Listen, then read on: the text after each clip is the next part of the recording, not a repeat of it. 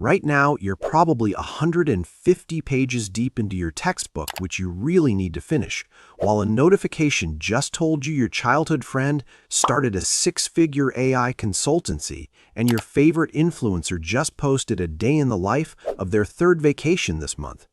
You can't help but drift your attention from the textbook to your phone. Before you know it, you feel like you're running a marathon in sand, while everyone else is on a supersonic jet. The truth is, you aren't actually slow.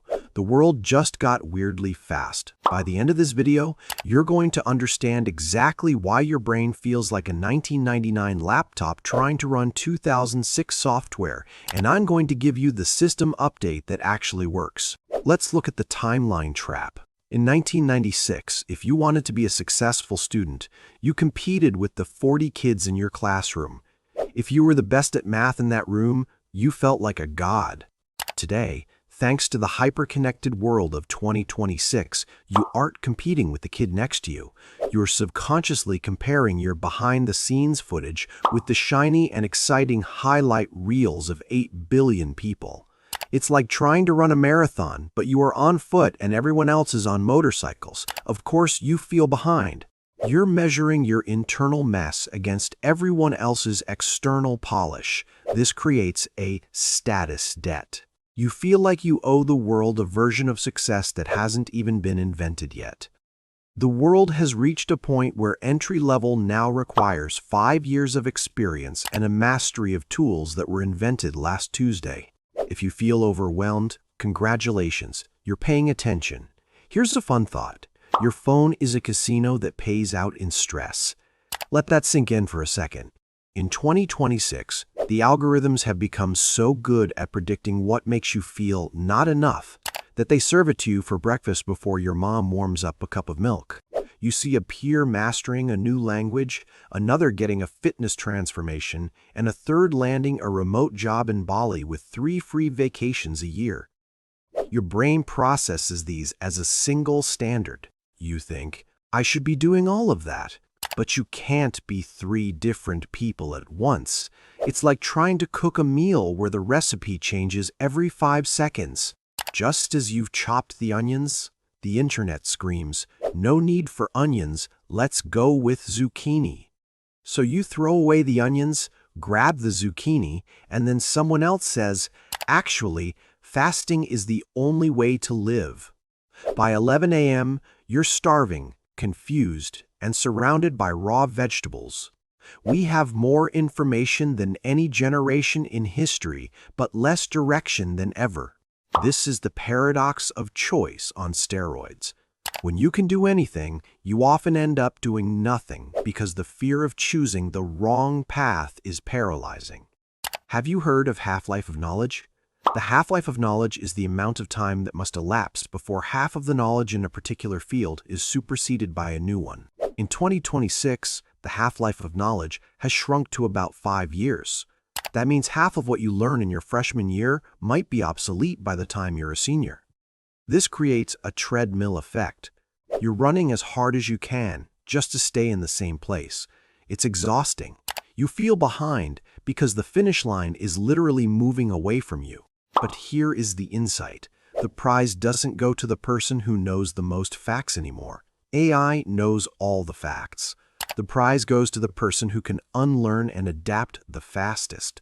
If you're enjoying this video, please give a thumbs up as it helps with the algorithm. Now back to why your brain is currently screaming for a vacation. We've started treating ourselves like hardware. We talk about biohacking, maximizing output, and optimizing sleep. We've turned existing into a competitive sport. If you spend 30 minutes scrolling instead of grinding, you feel a physical weight of guilt.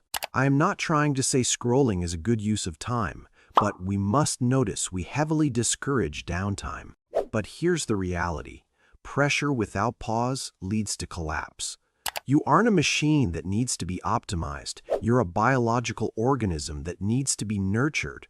The reason you feel behind is that you're comparing your biological pace, which hasn't changed in 50,000 years, to digital speeds.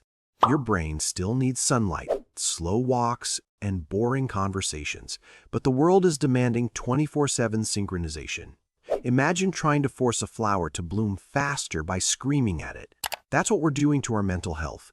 We're yelling at our brains to produce more while starving them of the quiet and peace they need to regroup and actually function. This is a perfect moment to talk about the horizon illusion. Have you ever walked toward the horizon? No matter how far you walk, it's still the same distance away. That is exactly what success feels like in the digital age. When you get the grade, you worry about the internship. When you get the internship, you worry about the job. When you get the job, you worry about the promotion. You are living in a permanent future. You aren't actually living in 2026. You're living in a hypothetical 2030 where everything is finally fixed. But fixed is a lie. There's no point in the future where the work ends and the real life begins. Our brains are not evolved to think at any stage in life that everything is perfect now. Our brains always want more progress no matter where you are in life. Let that sink in. It might sound burdensome, but this realization is actually a massive relief. If you're never going to arrive, you might as well enjoy the walk. Let me tell you, real progress is in the walk and not the agony of the finish line.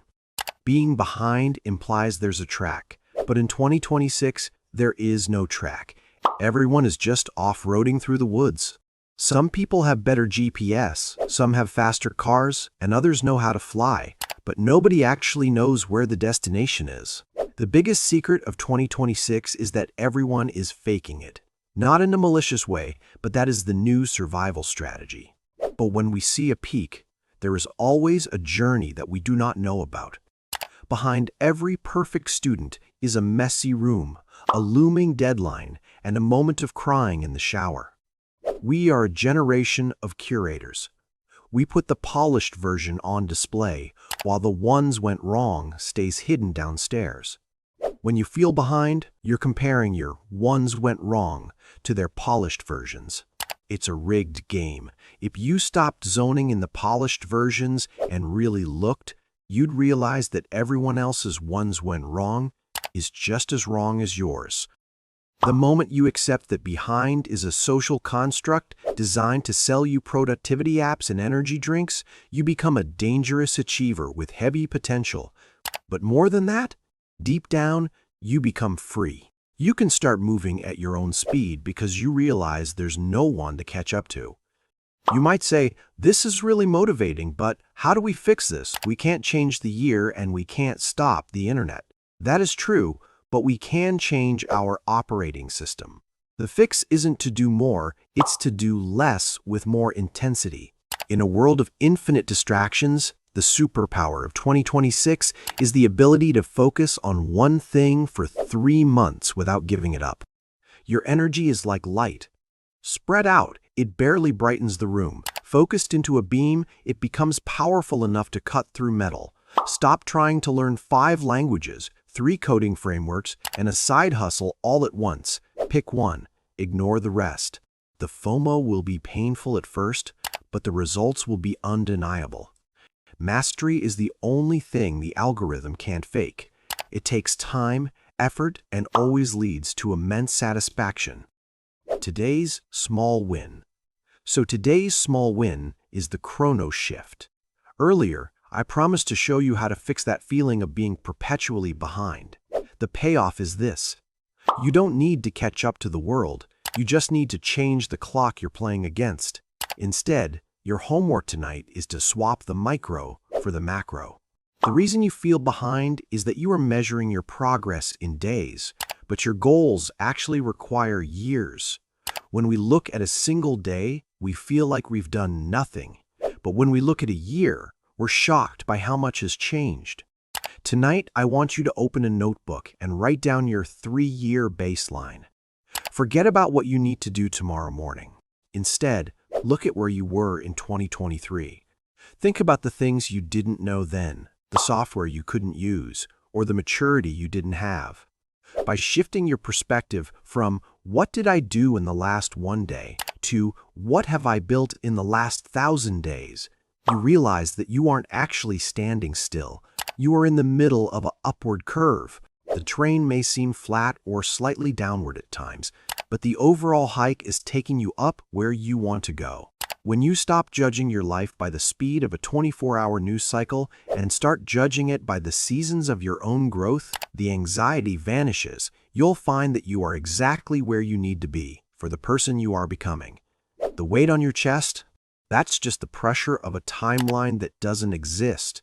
Drop it. It's heavy, and you've got better things to carry. It is a small decision that would lead to a big future. If this gave you clarity today, let me know in the comments. I go through each comment and it helps me create more videos that can benefit you. If you watch me, you'll feel calmer, clearer, and more in control. Like and subscribe for more tools to help your brain work with you, not against you. Don't miss my next video, carefully crafted to dive deeper into these and many more concepts. It'll take your results to the next level in no time. Thanks for watching.